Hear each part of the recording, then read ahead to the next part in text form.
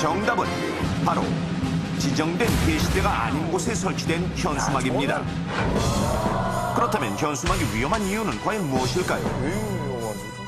만약 지정된 게시대 이외에 가로수나 가로 등 전봇대 등의 현수막을 설치할 경우 보행자나 운전자들의 시야를 가려 통행에 불편을 줄 뿐 아니라 자칫 사고가 날 위험이 높습니다. 현수막은 오기 광고물 등 관리 법령상 구청에 신고한 후 지정된 게시대에만 설치할 수 있으며 그 외 장소나 물건에 설치하는 것은 모두 불법입니다. 그렇습니다. 선거처럼 물론 평소에도 각종 행사 홍보나 광고를 위해 흔히 사용되는 현수막. 하지만 지정된 게시대가 아닌 곳에 무분별하게 설치되어 매년 현수막으로 인한 사고가 끊이지 않고 있는데, 그렇다면 이렇듯 현수막이 사고를 일으키는 이유는 무엇일까요?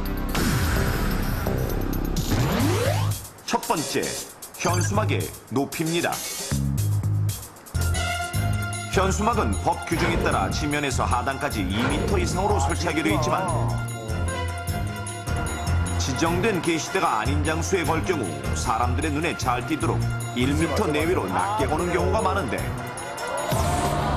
현수막은 주로 사람들이 자주 오가는 버스 정류장이나 횡단보도 등에 설치하는 경우가 많기 때문에 이렇듯 현수막이 낮게 걸린 경우 보행자의 시야를 가려 차가운 곳을 발견하지 못하거나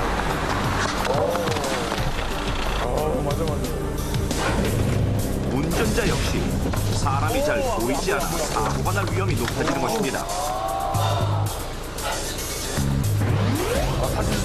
실제 2007년 운전 중이던 유모 씨의 경우 교차로에서 우회전하던 중 현수막에 가려져 달려오던 어린이를 미처 발견하지 못해 차로 치이는 사고를 내기도 했습니다. 어머야, 괜찮아? 어머야! 그리고 두 번째 이유는 바로 현수막을 고정시키는 끈. 현수막에 사용되는 끈은 굵기 5mm 정도의 나일론 끈으로 주로 흰색을 사용하는데, 밤되면 안 보여. 오, 그렇겠다. 횡단보도에 현수막이 걸려있는 경우 바뀌는 신호를 보고 급히 뛰어가다가 허공에 떠있는 흰색의 끈이 잘 보이지 않아 걸려 넘어지거나 다칠 수 있는 것. 아우, 빨리 뛰어가요. 실제 지난해 자전거를 타고 가던 이모 씨의 경우 횡단보도의 신호가 바뀌는 것을 보고 빠르게 달려가다가 현수막 줄에 걸려 넘어지면서 심각한 부상을 입기도 했습니다. 안 보여. 그렇다면 실제 허공에 떠있는 현수막끈이 어느 정도로 식별이 어려운지 넘버원에서 직접 실험해봤습니다. 떠 있는 것 같네요, 그냥. 먼저 실제 현수막을 걸 수 있는 세트를 제작한 후 총 3개의 공간 중 한 곳에만 실제 현수막을 걸도록 합니다. 이때 피실험자들은 실제 어느 곳에 현수막이 걸려있는지 모르는 상태이며 현수막과 5m 떨어진 곳에서 각 지지대와 가려진 천 사이에 있는 현수막 끈만 보고 1, 2, 3번 중 현수막이 걸린 곳을 맞춰야 합니다.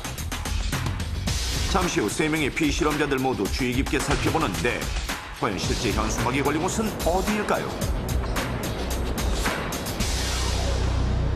2번. 2번. 여기 찾아보라고 알려주고 해도 좀 힘들게 찾는데. 3번. 오, 3번. 제각각 다른 장소를 외치는 피실험자들. 야, 잘 모르겠는데요, 정말? 하나도 안 보이는데요. 천을 떨어뜨리자 실제 현수막이 걸려있던 곳은 바로 2번. 세 번째 사람은 맞히지 못했습니다. 이렇듯 5m에 가까운 거리에서도 알아보기 힘든 현수막끈.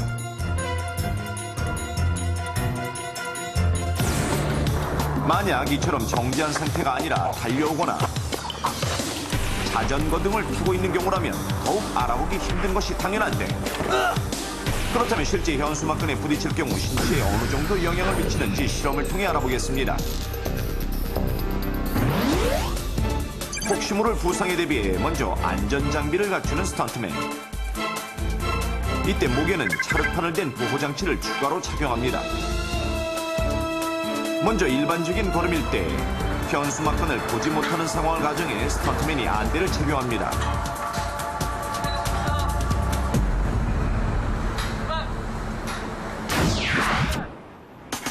이제 천천히 끈을 향해 걸어가는 스턴트맨.